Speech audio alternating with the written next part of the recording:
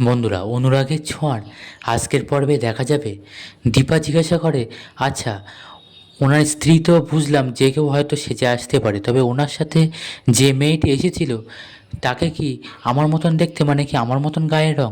তখন ওনারা বলেন, হ্যাঁ, ওই মেয়েটাকে তো ঠিক আপনার মতনই গায়ের রং। তখন দীপা বুঝতে পারে ওটা সোনা ছাড়া কেউ না। তখন দীপা বলে, তাহলে সোনা এসেছিল।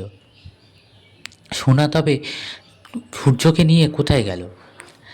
এরপর দেখা যায় দীপা, জয় আর রূপারা তখন তাড়াহুড়ো করে বেরোতে যাবে, এমন সময় দেখা যায় উর্মি চলে আসে আর দীপাকে বাধা দিতে থাকে। অন্য উল্টোপাল্টা কথা বলে কথা ঘুরিয়ে আটকে রাখার চেষ্টা করে। তবে সব এগুলো কুন্তলার প্ল্যান। উর্মিকে আগে থাকতে বলে রেখেছিল যে দীপা যদি বেরোতে চায় তুমি ওকে যেভাবে হোক আটকে রাখবে। তখন দীপা বলে, আচ্ছা, তোর সব বলা হয়ে গেছে, আমি শুনে নিয়েছি, এবার সর। বলে উর্মিকে সরিয়ে দিল দীপা, দিয়ে ওখান থেকে সবাই মিলে চলে যায়। তখন উর্মি ভাবে, আমাকে তো আরও আটকে রাখতে বলেছিল।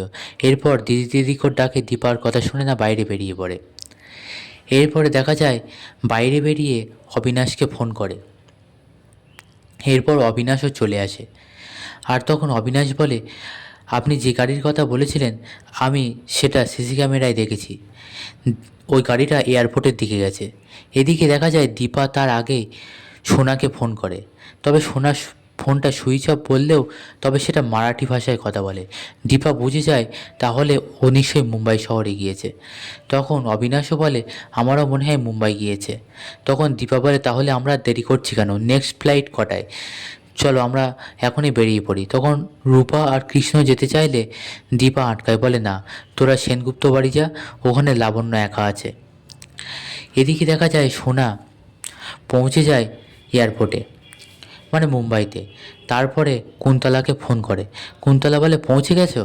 তখন সোনা বলে, হ্যাঁ, পৌঁছে যাব না কেন, পৌঁছে তো গেছি, তবে এখানে আমি একা একা কী করব বাবাকে নিয়ে। তখন কুন্তলা বলে, দেখো, একটা ব্যবস্থা হয়ে যাবে। দেখা যায় রুডিকেও পাঠিয়ে দেয় কুন্তলা, মানে রুডিও চলে আসে সোনার সাথে। তখন সোনা রুডিকে দেখে অবাক হয় আর বলে, আপনি? আর সত্যি করে বলুন তো, আপনি কে? আপনাকে কিন্তু খুব চেনা চেনা লাগছে, আপনার গলাটাও চেনা চেনা লাগছে, কে আপনি? তখন কথা ঘুরোয় আর এদিক থেকে কুন্তলাও ফোন করে বলে, আরে, ড্রাইভারকে পাঠিয়ে দিয়েছি যাতে তোমার ওখানে গিয়ে একা না লাগে, যাতে তুমি অসুবিধে বোধ না করো, তাই ওকে পাঠিয়েছি সাহায্য করার জন্য। সোনা বুঝে নেয়, তবে মনে খটকা লাগে।